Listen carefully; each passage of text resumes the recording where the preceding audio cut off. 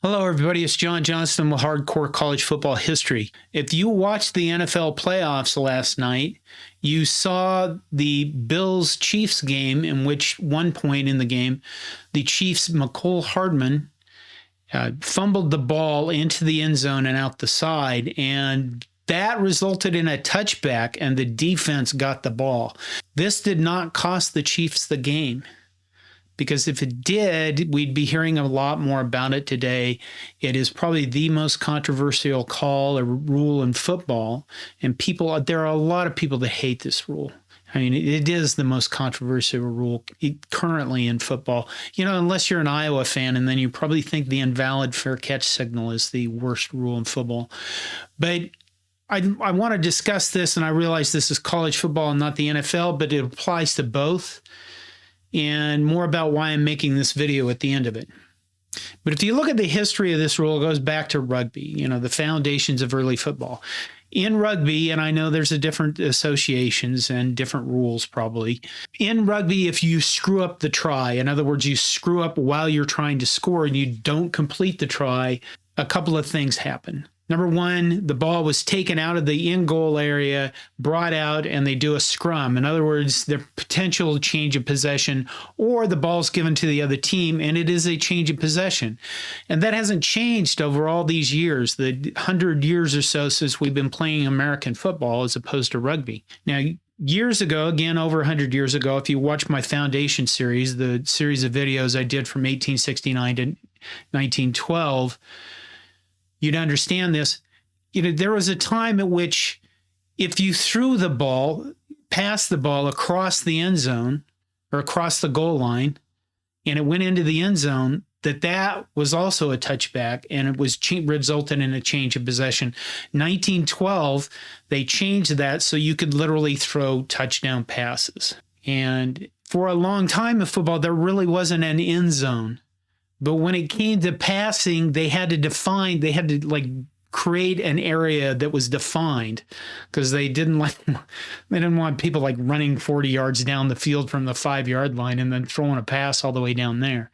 They had to keep it contained and defined. So as it is now, a fumble through the end zone, if you're going into the end zone to score and you fumble the ball and it goes out the side or through the back of the end zone, it is a touchback and a change of possession. And there are a lot of people who hate this rule, and they think I think it's mostly because they see it as too much punishment for the offense. Like the offense, if the offense were to fumble the ball in the regular field of play and it goes out of bounds, well, the offense, it gets it back. Why is this so hard on the offense? And I've seen alternatives proposed. For example, return the ball to the offense at the point of the fumble. And another one might be penalize the offense and give them the ball back, but give them the ball back, let's say, at the 20-yard line, or penalize them, loss it down in a spot from where the play started.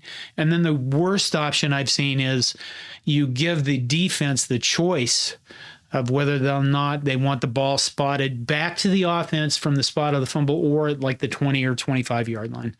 And I think that's terrible, because the more options you put into a game and decisions like that into a game, the worse the outcome are going to be with regards to controversy. You know, guys like me, we like controversy, and then we get to scream about it for web hits and, you know, social media and things like that, making videos. My opinion is, we have spent the last 20 years neutering defense so much that this is one rule which actually favors the defense, and I think it should be kept in place. It's almost impossible to play pass defense in the NFL. It's like if you breathe too hard on a guy, it's a spot foul for 40 yards. And that, to me, I get it. There are a lot of people playing fantasy football. We all want our points. We love high-scoring games. We don't like the defense as much as we used to. And there just seems to me to be way too many people that are okay with the offensive player taking a risk with the ball as he nears the end zone and then not being punished at all with that risk. And, you know, the demographics on this channel, I've looked at them. Most of us are over 50. We're old, crusty guys like me. And I think you kind of look at it and you go, okay, you just want to take all the risks. You don't want to be punished for taking risks. You want to see more dumb risks made at the goal line but not any punishment for it. And my opinion on that is just hang on to the ball. Stop reaching out as much. This isn't that hard. And if you do, then that rule should stay in place and kind of like go, yeah, you took a risk. There should be punishment if you take a risk and it fails. That's why we call it risk. But the offense has a massive, if you were to change this rule, the offense would have even more of a massive advantage than it already does.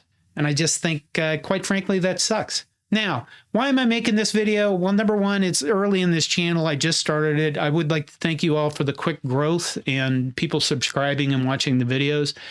But I am going to be fairly aggressive about what videos I make to see what works. Would you like to see some ad hoc videos of this where I talk about current events as they apply to the past? And that includes talking about things like nil or the portal or the playoff system coming up and how that is different or how it relates to things that happened in the past, of what college football has already been through in our lifetime, or actually preceding our lifetimes. The other reason is I want to build a community out of this. And I'm not sure how to do that yet. YouTube has comments, but it's not a very great commenting discussion system. So I'm looking at, do I do live shows? Do I do more ad hoc videos like this along with the history videos? Because I look at it and I think, you know, I can't spend a week on every video because it's just massive amounts of time. And I would like this to grow to the point that I could turn like video editing over to somebody else. And I do have some things I'd like to do, like visualizations and things that are going to cost. And university archive access is going to cost at some point. So I would like to grow. So I need to get more videos out to grow. But let me know what you think of stuff like this, or what your thoughts are, or if I should just stick to history only and let the, you know, never touch on the NFL, which I'm going to rarely touch on the NFL. But that's the purpose of this video. Thank you for watching, if you watched it all the way. And thank you for the growth. And that's it. I'm Jon Johnston, Hardcore College Football History. You all have a great day.